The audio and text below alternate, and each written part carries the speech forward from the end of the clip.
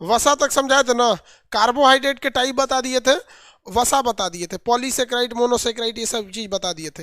अब प्रोटीन को आगे बताना है, शरीर में प्रोटीन के बारे में बताना है। ठीक है, चलिए देखिए, प्रोटीन बताना था।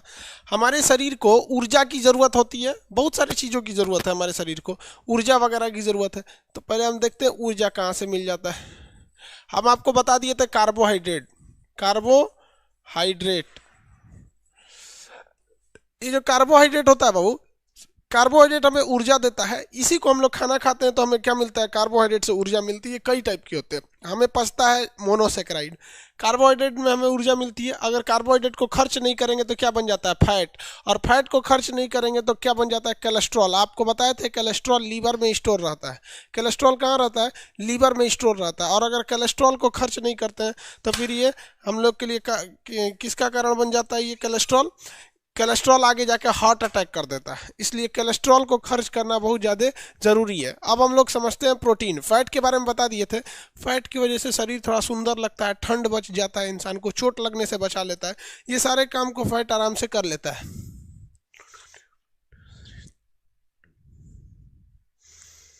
आगे देखें,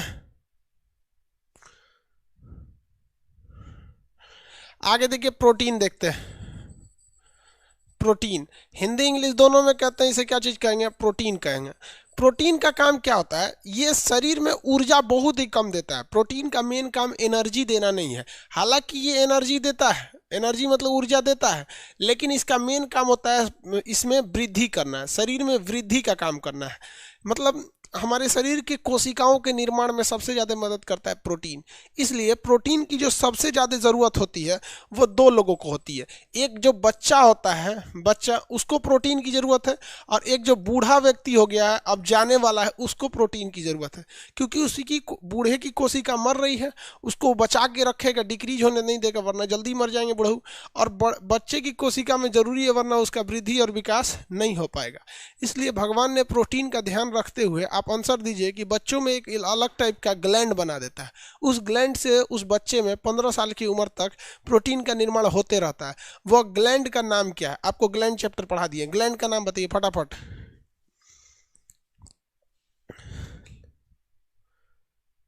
बताइए। Thymus gland, very good. Thymus gland कहाँ पाया जाता है, थोरेसिक कैविटी, वक्ष गुहा में पाया जाता है। थाइमस ग्लैंड कहाँ पाया जाता है, थोरेसिक कैविटी यानी वक्ष गुहा में पाया जाता है। किसी कोई दिक्कत नहीं, बच्चों में यही हो जाता है। और बूढ़ों में तो ऐसा कुछ नहीं है। तो बूढ़ों में पतो लोग को बाबा का, सास ससुर का ज़्यादा ख्याल रखना चाहिए। सरकार देख रही थी कि जनसंख्या ही खत्म नहीं हो रही है। जब जनसंख्या खत्म नहीं हो रही थी तो सरकार ने एक प्लान बनाया, सरकार ने पेंशन बंद कर दिया। तो जितने बुढ़ऊ लोगों को पेंशन मिलता था ना, पेंशन क्या होता है, आपकी सैलरी में से ही पीएफ कटते रहता है। आपकी सैलरी जितनी मिलती है ना, उसमें से सरकार 2-4 हज़ार हर महीने काटते रहती है। जब नौकरी खत्म हो जाती है तो वही जो पैसा सरकार काटी थी उसी के ब्याज सहित हर महीने लौट आती है, जिसे आप लोग कहते हैं पेंशन होता है। तो जिन बुढ़ऊ लोगों को पेंशन मिलता था ना, उनकी पतो बहुत मानती थी। सो तनी सा बाबा खांस देते थे, गाड़ी बुलाओ, गाड़ी बढ़ाओ, बाबा खांसो तो ना, उठा उठा उठा, तुरंत चेक करा के उनका इलाज कराता था। जानते क्या है, पेंशन मिलता था उन लोग को। और वही जिनको पेंशन नहीं मिल रहा है, बाबा खांस रहे हैं, तो सोच रही ईयरफोन लगा लेगी, जो ससुर कहेंगे मरियो नहीं रहा है ससुर, अब गाना सुनेगी, मेरे रस के कमर।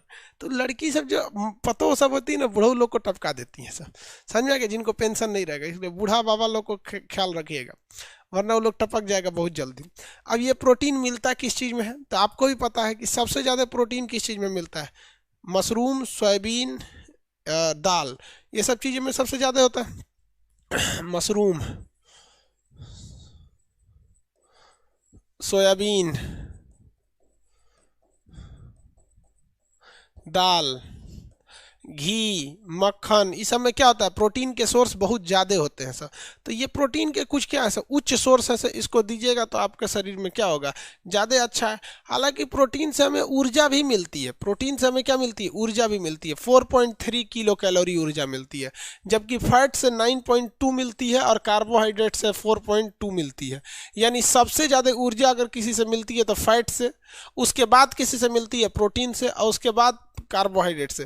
कार्बोहाइड्रेट और फैट, प्रोटीन में ज़्यादा का अंतर नहीं है, इसमें 4.2 मिलता है, इसमें थोड़ा सा ज़्यादा मिलता है 4.3। लेकिन ये मेनली क्या काम करता है, वृद्धि का काम करता है।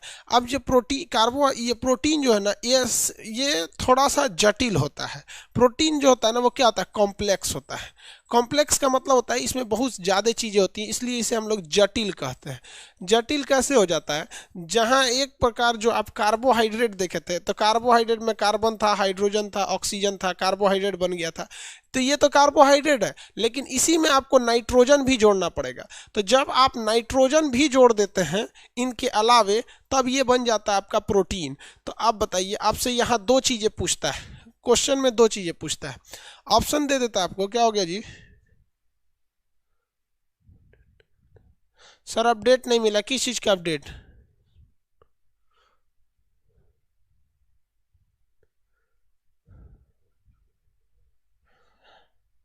कोलेस्ट्रॉल गुड है या बैड है? कोलेस्ट्रॉल अच्छा चीज़ होता है, लेकिन ज़्यादा हो जाता है तब खराब हो जाता है। फैट भी तो अच्छा चीज़ होता है, ज़्यादा मोटा जाएंगे तो गड़बड़ हो जाता है। देखिए, ये हो गया प्रोटीन। आपसे क्वेश्चन पूछता है कि इनमें से सबसे ज़्यादा कॉम्प्लेक्स न्यूट्रिशन क्या है, मतलब बहुत ज़्यादा मेहनत क्या है। कॉम्प्लेक्स मतलब जो ज़्यादा चीज़ों से बना है। तो आप ही बताइए ना, सबसे ज़्यादा तो प्रोटीन ही बना है, इसमें 4 चीज़ें हैं, जबकि कार्बोहाइड्रेट में केवल यही 3 था। और कार्बोहाइड्रेट का ही एक स्टोर फॉर्म क्या कहलाया था आपका, फैट कहलाया था। तो उसमें यही चीज़ है। सबसे ज़्यादा जटिल या कॉम्प्लेक्स क्या होता है, प्रोटीन होता है। इसलिए आप खुद देखिए ना, आपको पाचन तंत्र पढ़ाए थे, प्रोटीन 3 जगह पचा था। पेट में पेप्सिन, ये पेंक्रियास से ट्रिप्सिन, और छोटी आंत में इरेप्सिन। तो सबसे मुश्किल से किसका पाचन होता है, प्रोटीन का, क्योंकि ये जटिल है। कहेगा कि इनमें से कौन सा नाइट्रोजनी उर्वर मतलब पोषक है, मतलब जिसमें नाइट्रोजन है। तो कार्बोहाइड्रेट में तो नाइट्रोजन नहीं रहेगा, फैट में भी नाइट्रोजन नहीं रहेगा। नाइट्रोजनी किस में रहता है भाई, और प्रोटीन में रहता है नाइट्रोजन। दुनिया का कुछ भी चीज़ उठाएंगे ना, सब प्रोटीन के अंदर में चले आते हैं सब। अभी उसको आगे समझाएंगे, जब हार्मोन और एंजाइम पढ़ाएंगे तो बताएंगे दोनों प्रोटीन का काम करते हैं। अब ये जो प्रोटीन है, इसका जो निर्माण होता है, प्रोटीन का निर्माण 20 एमिनो एसिड से मिलकर बनता है। कितने एमिनो एसिड से? 20 एमिनो एसिड से मिलकर बनता है। ये बताइए, हम जब आपको आरएनए पढ़ा रहे थे तो उसमें हम बताए थे आपको, एक होता है मैसेंजर आरएनए। देखिए, ये 20 एमिनो एसिड में ये हमारे शरीर में पहले से रहता है, हमारी बॉडी में ये पहले से रहता है। और 10 ऐसा एमिनो एसिड है जिसे हमें अच्छा भोजन करके खाना है। जब ये 20 मिल जाएंगे, तब हम, जब ये 10 तो पहले से शरीर में है, और 10 तो एक्स्ट्रा जब मिल जाएगा ना, तब वो 20 मिला के क्या बनेगा, एमिनो एसिड बनेगा। 20 मिला देंगे तो क्या बन जाता है, एमिनो एसिड मिला के ये बन जाता है। तो इसका बताइए, हमको शरीर में कितने एमिनो एसिड है, 10। खाना कितना है, 10। जब 10 10 20 एमिनो एसिड बनेगा, तो इस 20 एमिनो एसिड से मिलकर हमें क्या मिलेगा, एक प्रोटीन मिलेगा। इसका मतलब जो शरीर में पहले से है, ये आवश्यक एमिनो एसिड नहीं है, जो भोजन में करना है यही आवश्यक एमिनो एसिड है। आप बताइए तो, हमें भोजन में आवश्यक एमिनो एसिड किससे मिलेगा? सोयाबीन खाइए, बढ़िया बढ़िया चीज़ खाइए, आपको एमिनो एसिड मिल जाएगा। किसी को कोई दिक्कत नहीं है? आगे बढ़े, एक सेकंड। हेलो, हाँ, प्रणाम प्रणाम प्रणाम। हाँ, ले तो रहे हैं क्लास। हाँ, लाइव में है क्या? लड़का इंक्वायरी में फ़ोन कर रहा है क्या? अरे क्लास चल रहा है इधर, सब लड़का लाइव है सब। हाँ, सब क्लास चलेगा एकदम, सब सब सब। हम दिवाली में थोड़ा सा खूब पटाखा वटाखा छोड़ के देर से उठे थे। ठीक ठीक, चलिए आप देखिए ध्यान से। आप लोग कितना होशियार है, आप लोग क्लास करने आ गए, कुछ इंक्वायरी नंबर पे फ़ोन कर रहे हैं। आगे देखिए, तो एक बात बताइए कि हमारे शरीर में जो हमको कितने एमिनो एसिड को भोजन से करना है, तो हमें 10 टाइप का एमिनो एसिड को भोजन से करना है। इसे हम आवश्यक एमिनो एसिड कहते हैं। आरएनए हम आपको बताए थे 3 प्रकार का होता है, mRNA, tRNA और rRNA। कितने टाइप का? mRNA, tRNA और rRNA। आप बताइए, इसमें से वह कौन सा आरएनए है जो भोजन में आए 10 आवश्यक यानी एसेंशियल एमिनो एसिड की पहचान करता है? आंसर दीजिए, कौन सा आरएनए पहचान करता है?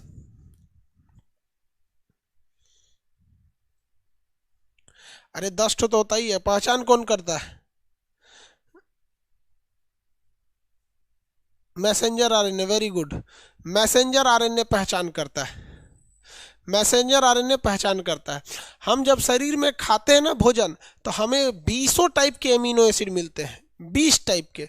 लेकिन इस 20 में जो ऑलरेडी शरीर के अंदर 10 है, उसकी कोई ज़रूरत नहीं है, उसको mRNA क्या कर देता है, छोड़ देता है। लेकिन जो बाकी के 10 ऐसे एमिनो एसिड हैं, 10 ऐसे एमिनो एसिड जो हमारे शरीर में नहीं है, वो भोजन में है, उसे हम आवश्यक या एसेंशियल एमिनो एसिड कहते हैं, उसकी पहचान कर लेता है क्या, कौन कर लेता है, mRNA। और उसको मिला के टोटल कितने एमिनो एसिड मिल गए, 10। तो 10 ये 20 एमिनो एसिड के मिलने से क्या बन जाता है, एक प्रोटीन बन जाता है। तो आप प्रोटीन का पूरा कहानी समझ गए, आ गया प्रोटीन बनेगा कैसे, तो आप समझ में आ गया आप लोग को। देखिए, एक जो प्रोटीन दिख रहा होता है, इस प्रोटीन के अंदर कितने एमिनो एसिड होते हैं, 10 + 10 एमिनो एसिड, 10 + 10 एमिनो एसिड होते हैं।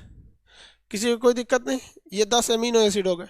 अब आप बताइए, फिजिक्स में बायोलॉजी में एक टर्म्स आता है, इसको कहते हैं कैटाबोलिज्म, एक को कहते हैं मेटाबोलिज्म। उपापचय, इंग्लिश में क्या कहते हैं, उपापचय। वो हम अभी आपको समझाते हैं। देखिए उपापचय क्या होता है, एक चैप्टर है, यहीं पे बता देते हैं, छोटा सा चैप्टर है, जिसे हम लोग कहते हैं metabolism. Metabolism,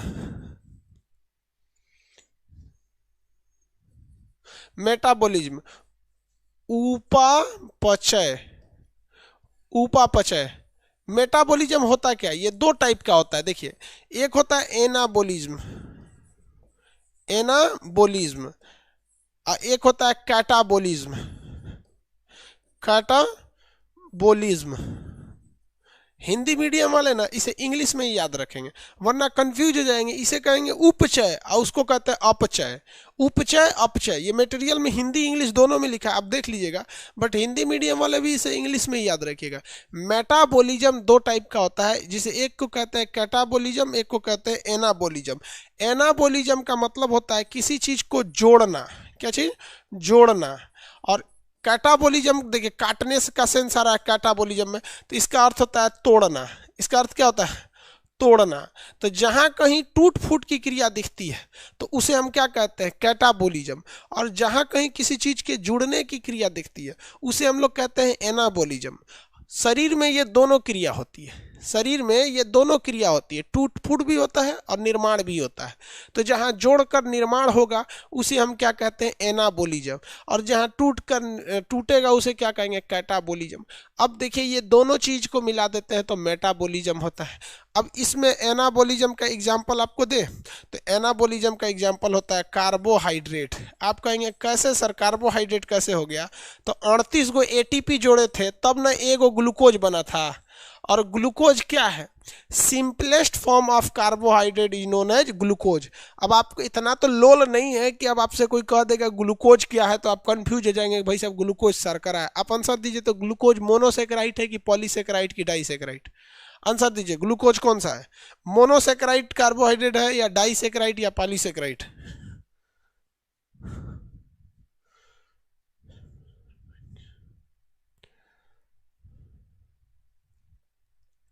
very good, monosaccharide है, वेरी गुड।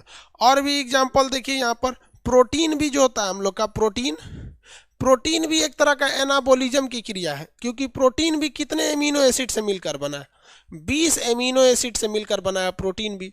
तो जब कि कोई चीज जुड़कर, जब छोटे छोटे चीज जुड़कर बड़ा चीज का निर्माण कर देते हैं तो उसे हम लोग क्या कहते हैं, एनाबोलिज्म कहते हैं। ऐसी ही क्रिया केमिस्ट्री में होती है तो उसे हम पॉलीमर कहते हैं, समझा क्या, बहुलक कहते हैं। क्या कहेंगे, बहुलक कहेंगे। तो एक चीज जुड़ के निर्माण करेगा तो उसे क्या कहेंगे, बहुलक कहते हैं। तो ये तो बायोलॉजी चल रहा है, तो इसमें क्या होता है, एनाबोलिज्म। आपसे क्वेश्चन पूछा हुआ है कि प्रोटीन निर्माण की क्रिया यानी formation of protein is a process of, तो formation of protein is a process of anabolism. क्या चीज हो गया, एनाबोलिज्म। और ये हो गया कैटा। अब कैटाबोलिज्म का एग्जांपल देखा जाए, कैटाबोलिज्म में क्या क्या हो सकता है, इसमें हो सकता है आपका पाचन की क्रिया, डाइजेशन। पाचन में क्या होता है, भोजन को तूर तार के रद्द कर दिया जाता है, तूर तार के क्या कर दिया था, रद्द कर दिया जाता है। और क्या हो सकता है, श्वसन आप कहेंगे ये क्या चीज हो गया, तो श्वसन में अगर आप देखेंगे तो वायु हम सांस लेते हैं, हम ऑक्सीजन सांस थोड़ी लेते हैं, हम तो एयर लेते हैं। इसमें नाइट्रोजन भी गया, हाइड्रोजन भी गया, carbon dioxide, carbon monoxide, oxygen सब गया। फेफड़ा उसको तोड़ ताड़ के कहेगा हट हट ससुर, इसमें ऑक्सीजन का है रे, चल अंदर चल, तुम ऑक्सीजन को लेके चला जाएगा तोड़ ताड़ के। समझ में आया कि नहीं आएगा? उधर ऑक्सीजन को छोड़ छाड़ के CO2 लेके आएगा। तो आप बताइए कैटाबोलिज्म मतलब क्या होता है? तोड़ फोड़ की क्रिया। पाचन क्या है? कैटाबोलिज्म है। श्वसन क्या है? कैटाबोलिज्म है। ये क्या चीज आपका? एनाबोलिज्म मतलब क्या होता है? किसी चीज का निर्माण कर देना। क्या हो गया? एनाबोलिज्म हो गया। तो प्रोटीन का निर्माण या फिर फैट का निर्माण या फिर कार्बोहाइड्रेट का निर्माण, क्या चीज है? ये एनाबोलिज्म है। एनाबोलिज्म और कैटाबोलिज्म में अंतर आप लोग को समझ में आ गया? किसी को कोई दिक्कत है एनाबोलिज्म और कैटाबोलिज्म में?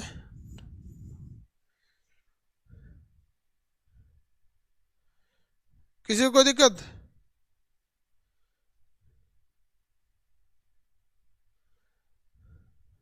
आगे बढ़े। बायोलॉजी के क्लासों में कोनो कर CRPC। हाँ, कल से दरोगा, बिहार दरोगा का जो बैच रोका गया था वो कल शाम 6 बजे से स्टार्ट कर दिया जाएगा। कल शाम 6 बजे से स्टार्ट कर दिया जाएगा।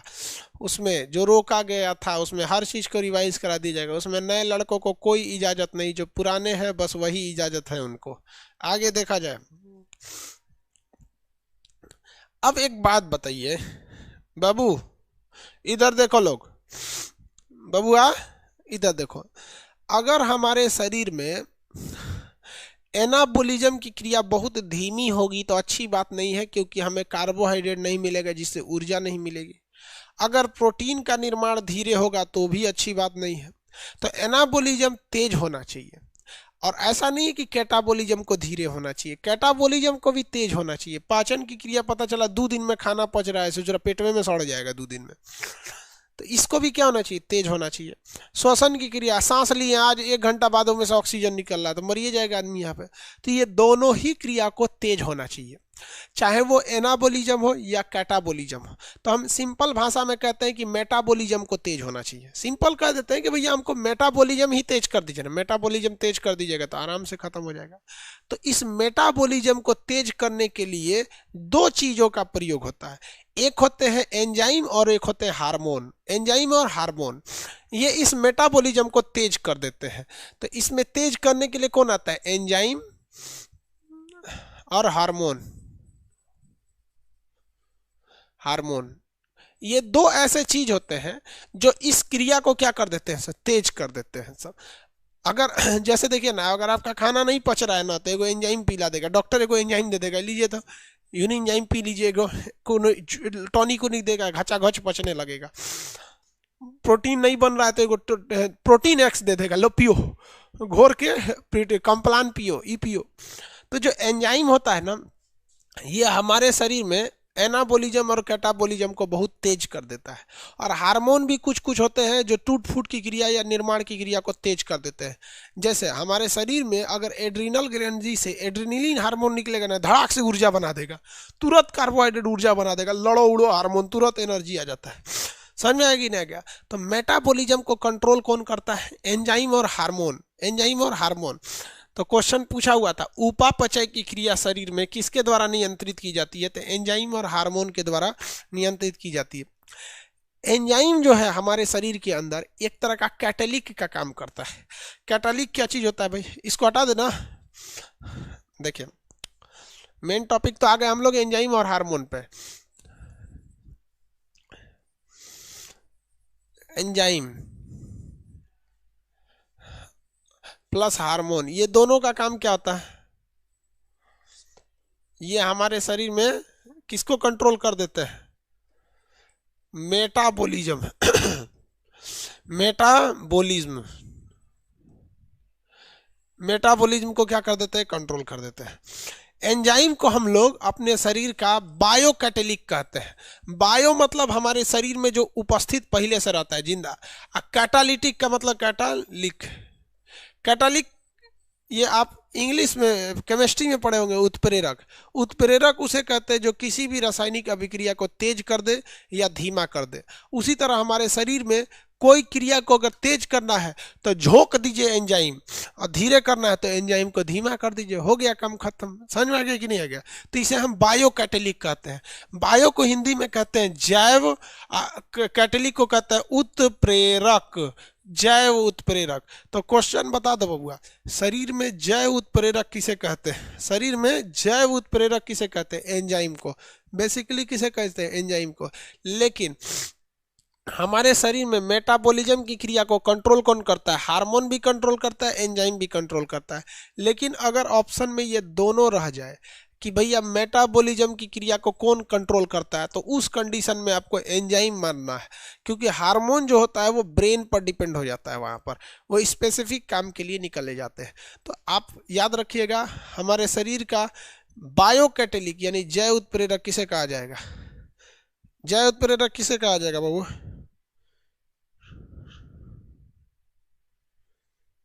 आगे बढ़े।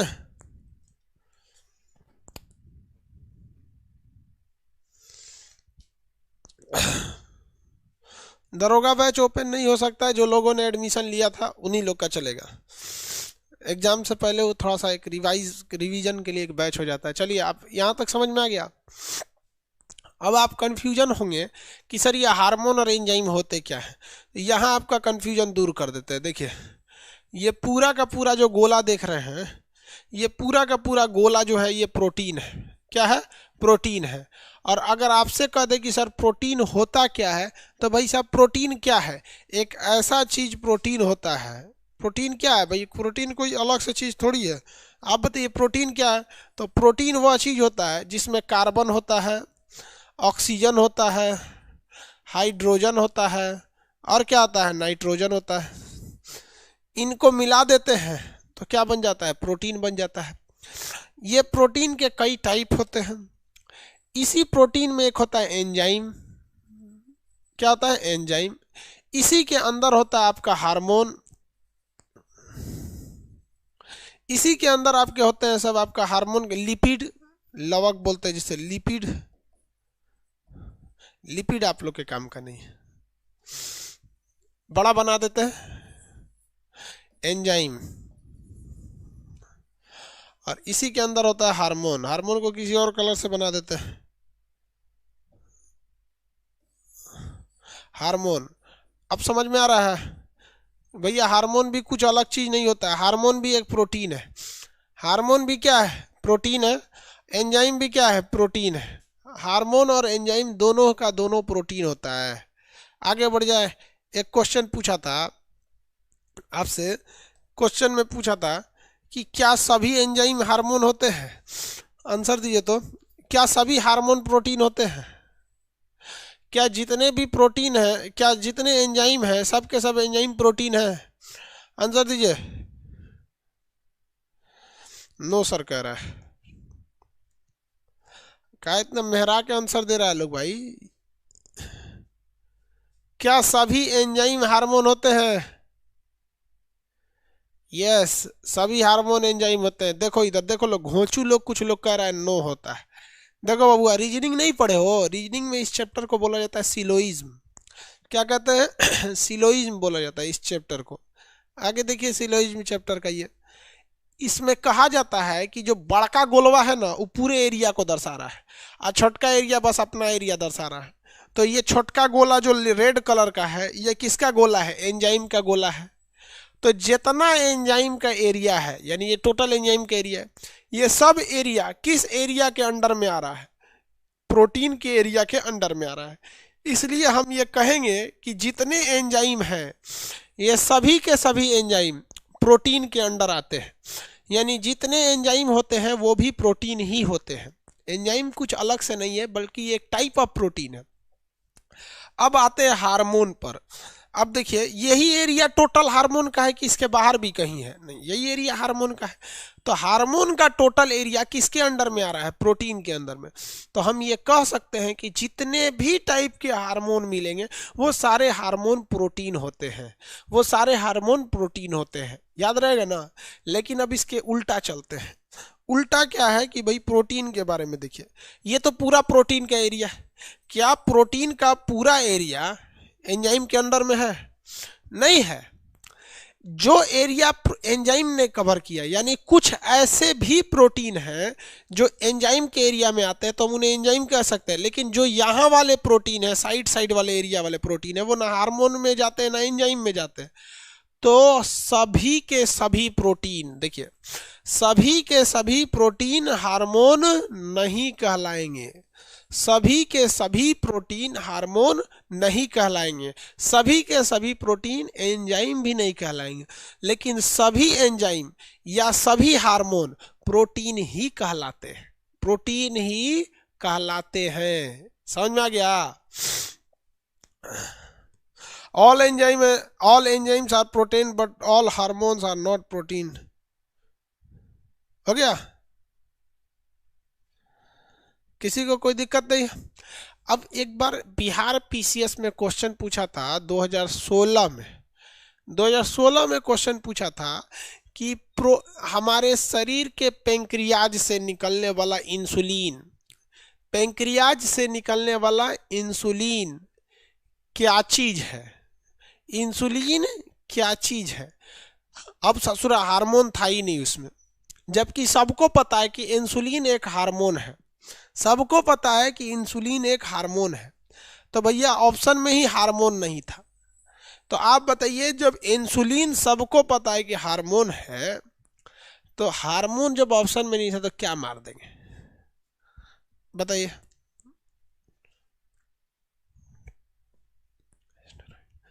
हाँ वेरी गुड, प्रोटीन मार देगा लोग। क्या मार देगा? प्रोटीन। तो हार्मोन और प्रोटीन में अंतर समझ में आ गया। ये हमारे बॉडी के क्या है सर? कैटाबोलिज्म है। ये हमारी बॉडी के लिए स्टेबलाइजर का काम करते हैं। समझ में आ गया?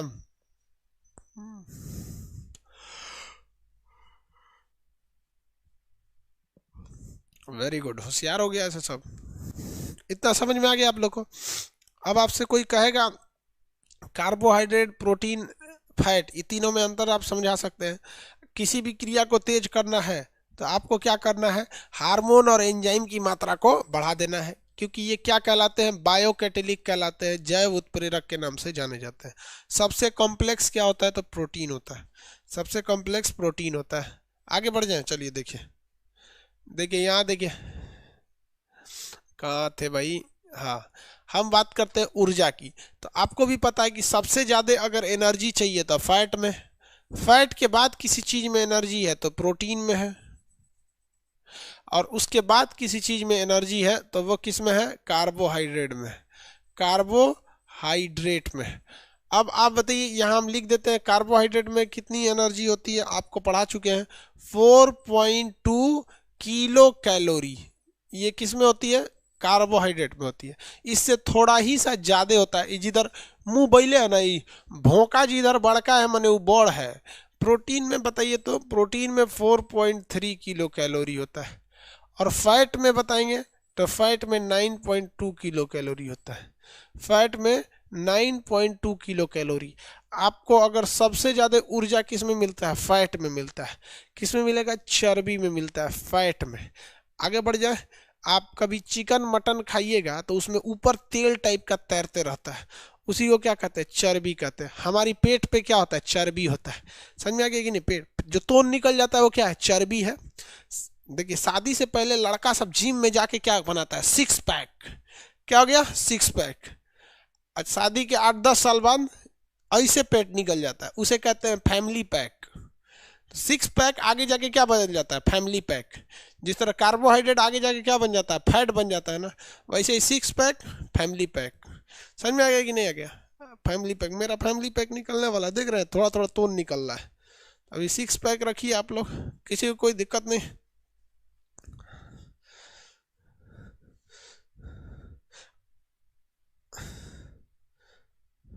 किसी को कोई दिक्कत नहीं? आगे बढ़ जाते हैं। अब एक चीज बताते हैं, हम आपसे क्वेश्चन पूछते हैं। एग्जाम में एक बार क्वेश्चन पूछा था, श्वसनीय पदार्थ, श्वसनीय पदार्थ। ये आप अभी भी अपने मटेरियल में देख सकते हैं, श्वसन नाम के चैप्टर में। श्वसनीय पदार्थ उसे कहते हैं जो ऊर्जा देते हैं। वैसे पदार्थ जो आसानी से ऊर्जा देते हैं। कैसे ऊर्जा देते हैं? इजिली, आसानी से ऊर्जा, आसानी से ऊर्जा दे देते हैं, उसे हम क्या कहते हैं? श्वसनीय पदार्थ कहते हैं। तो सबसे आराम से ऊर्जा जो दे देते हैं उसे हम कहते हैं श्वसनीय पदार्थ। इसमें सीक्वेंस में देखेंगे तो ये सीक्वेंस तब इसमें नहीं आएगा। ये जो सीक्वेंस है बाबू, ये सीक्वेंस है कि ज्यादा ऊर्जा कौन दे रहा है, ज्यादा ऊर्जा कौन दे रहा है। बट श्वसनीय पदार्थ में होता है कि आसानी से और सबसे पहले ऊर्जा कौन दे देता है। तो सबसे पहले अगर ऊर्जा देता है कोई चीज तो वो होता है कार्बोहाइड्रेट। सबसे पहले कार्बोहाइड्रेट सबसे आसानी से यही देता है, भले कम देता है उससे मतलब नहीं, सबसे आसानी से देता है। उसके बाद आता है फैट, उसके बाद आता है फैट, सबसे लास्ट में क्या आता है, प्रोटीन। अब कितने लोग बता सकते हैं कि भाई नियम तो आना चाहिए कार्बोहाइड्रेट के पास फैट, सॉरी कार्बोहाइड्रेट के बाद प्रोटीन, क्योंकि वो 4.2 है, ये 4.3 है। बावजूद इसके ये ना आकर सबसे जल्दी ऊर्जा मिलती है हमको कार्बोहाइड्रेट से, उसके बाद मिलती है फैट से, प्रोटीन से हमें सबसे लास्ट में एनर्जी क्यों मिलती है। कितने लोग बता सकते हैं कि सबसे लास्ट में प्रोटीन से एनर्जी क्यों मिलती है। ज्यादा नहीं मिलता, ज्यादा तो फैट से मिलता है, लेकिन सबसे लास्ट में क्यों प्रोटीन से सबसे लास्ट में प्रोटीन टूटता है।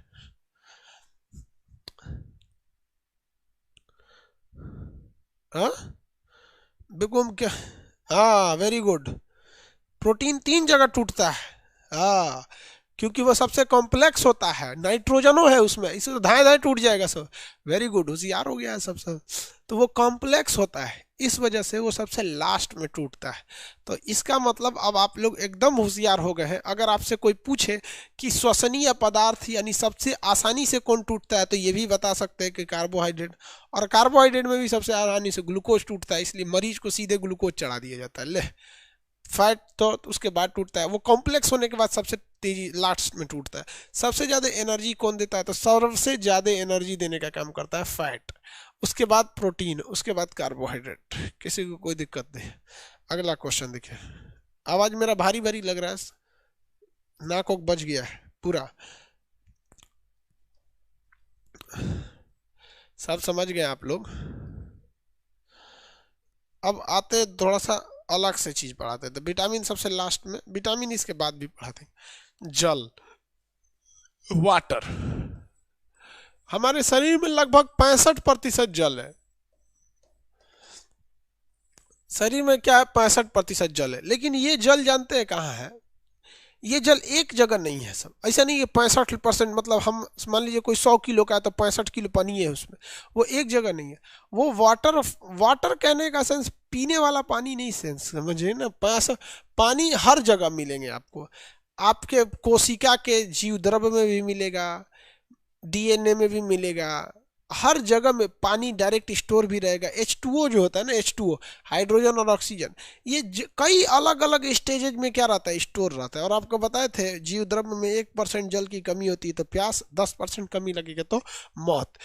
ये जो होता है H2O पानी, कितने लोग बता सकते हैं कि ये कार्बनिक होता है कि अकार्बनिक। पानी कार्बनिक है कि इनऑर्गेनिक है, मतलब कार्बनिक हिंदी में कहेंगे तो ऑर्गेनिक, इंग्लिश में कहेंगे तो ऑर्गेनिक इनऑर्गेनिक, हिंदी में कहेंगे तो कार्बनिक अकार्बनिक। बताइए पानी कार्बनिक है कि अकार्बनिक है, आंसर दीजिए। तो इनऑर्गेनिक, एक तो कह रहा है ऑर्गेनिक, इनऑर्गेनिक, आधा आधा दे रहा है आंसर, आधा कार्बनिक आधा कार्बनिक। अरे बबुआ देखो बाबू, इधर सामने देखो लोग, कोई चीज कार्बनिक है या नहीं है इसकी पहचान के लिए, कार्बनिक को हम लोग इंग्लिश में कहते हैं कार्बनिक, कार्बनिक को इंग्लिश में कहते हैं ऑर्गेनिक। क्या कहते हैं, ऑर्गेनिक। इसकी पहचान क्या होती है कि उस चीज के अंदर कार्बन, यानी शॉर्टकट में कहें तो सी रहना चाहिए, वही होता है कार्बनिक। अगर सी नहीं दिख रहा है तो ये कार्बनिक नहीं रहेगा, तो सी का दिखना चाहिए। तो बबू अब पानी का फॉर्मूला लिखोगे तो H2O होगा, ये कहाँ से में सी दिख रहा है, कार्बनिक तो है ही नहीं है। आप बताइए तो कार्बनिक के बारे में 3 ठो यहाँ हम एग्जाम्पल लेते हैं। एक लिख देते हैं कार्बोहाइड्रेट, एक लिख देते हैं फैट, और लास्ट लिखते हैं प्रोटीन। आप बताइए इस तीनों में कौन सा है जो कार्बनिक है, यानी इन तीनों में कार्बनिक कौन है, ऑर्गेनिक कौन है, इन तीनों में ऑर्गेनिक, इन तीनों में ऑर्गेनिक कौन है भैया? एक एगो ऑर्गेनिक है, कुछ लोग कह रहे हैं ऑल। वेरी गुड, तीनों है भाई। अब कभी कभी मन करता है ना कि पकड़ के खूब गरियाए तू लोग को।